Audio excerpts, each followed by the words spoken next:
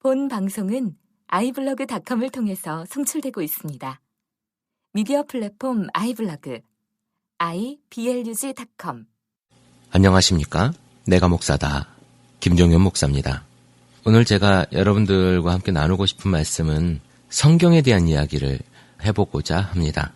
우리가 보고 있는 성경은 66권으로 되어져 있는 66권의 책을 묶어놓은 하나의 큰 책이죠. 그래서 창세기부터 요한계시록까지 신약과 구약으로 크게 나눠져 있습니다. 신약은 예수 그리스도 이후의 이야기, 구약은 예수 그리스도 이전의 이야기, 물론 그 중간에 중간사가 있기는 한데 우리는 그것을 빼고 신약을 바로 보고 있는 것이죠. 그러나 캐톨릭 같은 경우에는 그 외경과 위경을 같이 사용하기도 합니다. 그러나 우리는 또 사용하지 않지요. 성경이 딱 한 가지의 모습으로 나와 있지는 않아요. 개신교에서 보는 성경과 또 캐톨릭에서 보는 성경이 많이 다릅니다. 번역 또한 굉장히 많이 다양한 번역들이 있죠. 예를 들어 예전에 개역 한글판이 있었고, 그리고 개역 개정판이 있고, 새번역, 현대인의 성경, 공동번역 성경, 또 뭐 여러 가지 쉬운 성경, 제가 아는 것만도 이 정도인데요. 기독교 서점이나 이런 데 가보면 성경의 종류만도 20종, 30종이 되는 것을 볼 수가 있습니다. 저 같은 경우는 이제 아무래도 성경을 공부를 많이 해야 되니까 뭐 대조 성경, 그래서 새번역과 개역 개정판과 영어가 같이 합쳐져 있는 성경이 있고, 또 대조 성경 중에 또 공간복음서만 이렇게 따로 모아서 이 세 복음서를 공간복음이라고 보통 이야기를 합니다. 이건 신학적인 해석이고요. 여러분들이 그런 신학적인 해석을 굳이 이것이 옳다 저것이 옳다라고 우리가 따를 필요는 없을 것 같습니다. 왜냐하면 그것이 우리의 신앙생활에 그렇게 중요하지는 않아요. 신학자들을 보면 여러분 신학이 얼마나 많은 줄 아십니까? 지금 이 방송을 듣는 여러분들이 그냥 일반 성도있을 수도 있고, 신학자있을 수도 있고, 신학생일 수도 있고, 목회자일 수도 있습니다. 그런데요, 신학이 한 가지만 있는 게 아니에요. 무슨 정통신학, 아니면 뭐 이단신학 이렇게 있는 게 아니라 신학도 종류가 굉장히 많고, 또 미국 같은 경우는 학교마다 신학이 다릅니다. 크게 나누면 뭐 우리 이렇게 보면 뭐 자유주의 신학도 있고, 뭐 또 민중신학도 있고, 해방신학도 있고, 또 우리 뭐 장로교 신학도 있고, 뭐 여러 가지 또 신정통주의도 있고 뭐 이렇게 많습니다. 뭐 이렇게 이름을 듣는 것만으로도 뭐가 뭔지 잘 모르겠지만 신학의 종류도 많고 신학자의 관점도 달라요. 어느 것을 정통이라고 이야기할 것인가 우리가 고민해봐야 될 부분인 것 같아요. 목사 안수를 받으면서 어떤 이야기를 했냐면 신앙 고백을 하는 부분까지는 아니었는데 성경의 무호서를 믿느냐라고 어느 목사님이 저에게 질문을 했어요. 저희가 이제 논문을 쓰고 나서 그 논문에 대한 시취를 하는데요. 침례교는 논문을 7개에서 8개 정도를 씁니다. 물론 대학 박사학위 논문만큼 그렇게 깊이 있게 쓰진 않지만 그래도 논문에 준하는 그런 논문을 써요. 그래서 논문을 7개 내지 8개를 쓰는데 그중에 이제 그 시취를 하면서 그 담당하시는 그 목사님이 저에게 성경의 무호설을 믿느냐라고 물어봅니다. 성경의 무호설이라고 하는 게 뭐냐면 성경에는 오류가 하나도 없다라고 하는 그러한 개념이에요. 신학적인 개념인데 실제로 성경이 오류가 하나도 없느냐? 그러니까 우리의 이성, 우리의 인간적으로 봤을 때 성경에 하나도 틀린 것이 없느냐라고 말을 한다면 저는 그렇지 않다라고 보는 거예요. 성경이 우리의 이성적으로 봤을 때 아니면 역사적으로 고증을 해봤을 때 워딩, 그러니까 문자적으로 틀린 부분, 문자적으로 다른 부분은 분명히 있다. 그러나 제가 믿는 성경은 어떠냐면 우리에게 하나님께서 이 성경을 주셨을 때는 아주 중요하고 깊은 뜻이 있어서 우리에게 주셨을 것이다 라고 그런 이야기를 제가 믿는 거예요. 그러니까 A라고 하는 것, 우리가 마태복음만 보더라도 마태복음에 어디서부터 어디까지 14대요, 어디서 어디까지 뭐 14대요, 이렇게 했는데 이게 14대가 계산이 안 되거든요. 이것을 그럼 틀렸다고 해야 될 것이냐, 아니면 오류가 있다고 해야 될 것이냐, 아니면 맞다고 해야 될 것이냐. 분명 나는 성경의 무엇을 믿는다고 이야기했는데 여기에서부터 숫자적인 부분까지 오류가 있다. 그럼 어떻게 할 것이냐, 과연. 이것 또한 하나님께서 우리에게 주시는 방법의 하나라는 겁니다. 그냥 이것을 믿는 거예요. 어리석게 보일지 모르겠지만 하나님께서 우리에게 이 말씀들을 주셨을 때 물론 과장된 부분이 분명히 있습니다. 저는 이렇게 봐요. 성경을 사람이 분명히 기록했기 때문에 이 사람들이 기록함으로 인해서 무엇이 있느냐? 과장이 있을 수 있다. 그러니까 제가 핸드폰을 사용을 하는데 이 핸드폰은요, 굉장히 잘 들립니다. 그런데요, 제가 다른 사람한테 내 핸드폰이 좋다고 이야기를 할 때는, 야, 그 핸드폰은 말이지, 정말 잘 들리는 게 아니라 그 사람 숨소리 같이 들리는 것 같아. 그 사람 뱃속에서 꼬르륵 하는 소리도 전화하다 보면 들리는 것 같아. 너무 잘 들려. 라고 이렇게 그것에 대해서 과장하기 위한 표현으로 사용되어지는, 그러니까 저는 이제 문학적인 수사법이라고 표현을 하는데, 문학적인 과장법이 분명히 들어가 있다. 예를 들면 다윗을 높이기 위해서 굉장히 많은 문학적인 수사법이 들어가 있을 수 있고, 여러 가지 뭐 창세기부터 안 그랬겠습니까? 그런 이야기들이 너무 많이 발견이 된다라는 거예요. 그리고 이것을 하나님께서 우리에게 주신 편지, 하나님께서 우리를 보여주시기 하신 현현하시는 어떤 가장 중요한 기초라고 본다면, 그것을 넘어서서 이것을 그렇게 보지 않고 그저 세상적인 어떤 문헌이라고 본다면 그 당시의 문화와 역사가 굉장히 많이 들어있는 것입니다. 그러다 보니, 문화와 역사가 들어있다 보니 우리나라 역사는 과장이 없습니까? 여기 역사에도, 이스라엘 역사에도 과장과 편집이 굉장히 많아요.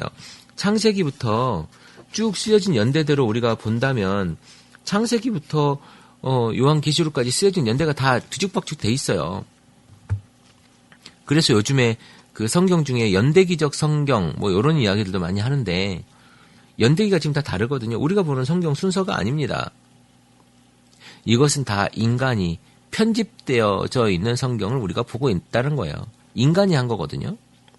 그러면 자, 과연 하나님께서 우리에게 왜 이렇게 편집되어져 있는 이 성경을 우리에게 주셨는가에 대한 것을 고민을 해봐야 되는 겁니다.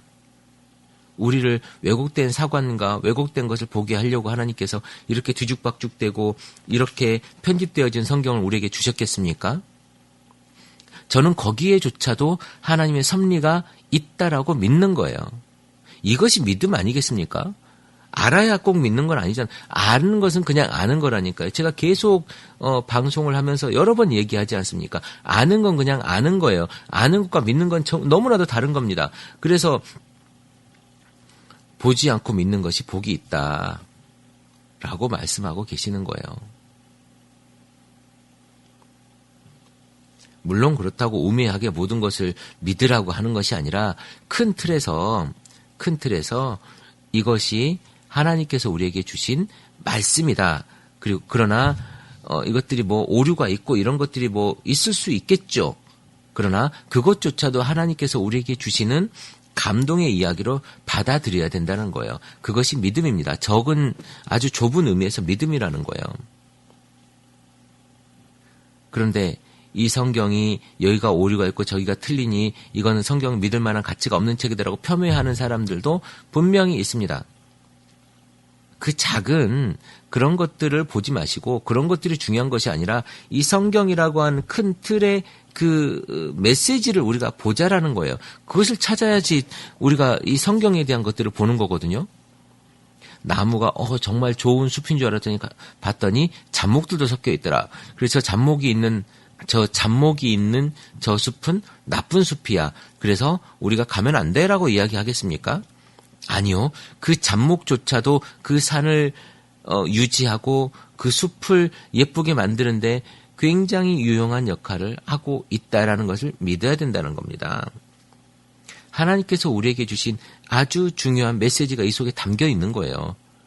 약간의 오타가 있다고 해서 그 문장, 그러니까 그 글의 전부가 문제가 있다고 볼 수는 없지 않겠습니까? 사람이 기록한 겁니다. 여기에서 또 신학적인 용어가 있는데 축자 영감설이라고 하는 게 있어요. 그러니까 이건 뭐냐면 하나님이 사람의 손을 빌되 사람의 어떤 영향력이 하나도 들어가지 않고 하나님이 사람의 손을 빌어서 쭉 써내려간 거라는 거죠. 그러니까 그렇게 되면 하나님께서 어떤 하나님의 문화와 하나님의 생각대로 써내려간 거지 사람은 하나도 거기에 개입하지 않았다라고 하는 겁니다. 저는 그것은 믿지 않아요. 축자 영감설, 하나님께서 직접 개입하셔서 직접 쓰셨다라고 하는 것은 믿지 않고요. 그런 건 어떤 개념이냐면 모세의 그 판에 하나님께서 불로 이렇게 써가지고 십계명을 내려주는 장면 있지 않습니까? 영화에 보면 그런 장면들이 나오는데 하나님께서 그렇게 개입하지는 않으셨다라는 거예요. 성경은 정확하게 우리에게 주신 하나님의 큰 틀의 메시지가 있는 것을 발견하면 되는 겁니다. 우리를 구원하기 위해서 하나님께서 이스라엘 백성을 택하시고 그리고 그 삶 속에서 우리에게 깨닫게 하시는 여러 가지들이 있지 않습니까? 이사야서에도 이야기하는 그런 여러 가지들, 선지서에서 이야기하는 그런 여러 가지들과 창세기와 또 모세오경에서 이야기하는 여러 가지 이야기들, 그런 것들을 우리가 큰 틀에서 받아들이고 그리고 그것들까지 만들어지게 해놓은 그 과정들, 그리고 그 과정들조차도 하나님께서 개입하신 섭리 안에서 그것들이 이루어지고 있다라고 하는 것들을 우리가 알아야 된다는 거예요. 하나님 우리에게 그런 걸 보라고 하시는 겁니다. 실예로 굉장히 많은 우리 홍해에 대한 이야기도 여러 가지 설이 있지 않습니까? 신학자들 이야기하는 설이 홍해 건너는 것이 없었다, 아니면 그 바다가 갈대바다였기 때문에 게릴라전으로 사람들을 이겼다, 이런 이야기들은 너무나도 많이 팽배해져 있는 이야기인데 그냥 믿는 거예요.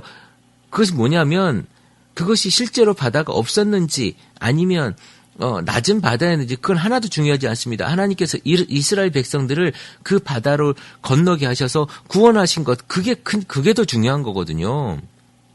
그 인도의 내심을 보자는 거예요. 성경에 지금 큰 틀을 보지 않고 자꾸 작은 것들을 꼬투리 하다 보면 성경에 있는 하나님의 메시지가 보이지 않습니다. 성경은 하나님께서 우리에게 주신 아주 중요한 메시지예요. 하나님을 보여주시는 그 틀이라고요. 여러분 오늘 이 말씀을 그 큰 틀에서 읽었으면 좋겠습니다. 성경을 읽으니 하나도 모르겠다. 왜 그런 줄 아십니까? 이렇게 어렵게 해야 목사들이 먹고 살거든요. 너무 말이 과격한가요? 여러분들이 잘 모르는 분야가 있어야 목회자들이 할 일이 있는 거예요. 목사가 설교할 때 할 말이 있는 거예요. 예전에 라틴어로 설교했을 때 중세 때 그랬던 것처럼. 그래서 여러분들 어려운 성경 읽으려고 하지 마십시오. 쉬운 성경 찾아 읽으십시오. 그래서 그 쉬운 성경으로 어떤 내용인지 잘 알아야 되지 않겠습니까? 그래야 아는 만큼 들리는 거예요. 아는 만큼 보이는 거고. 여러분들 오늘 성경을 제가 이야기를 했는데 너무 아주 깊고 아주 중요하고 아주 큰 이야기를 제가 10분 만에 지금 하려고 하다 보니까 저도 두서가 없습니다만은 여러분 성경은 뭐가 옳고 그르다를 그렇게 깊이 따지지 마시고 여러분 이 성경의 큰 틀이 하나님께서 우리에게 주신 메시지다라고 바라보시면 될 것 같아요.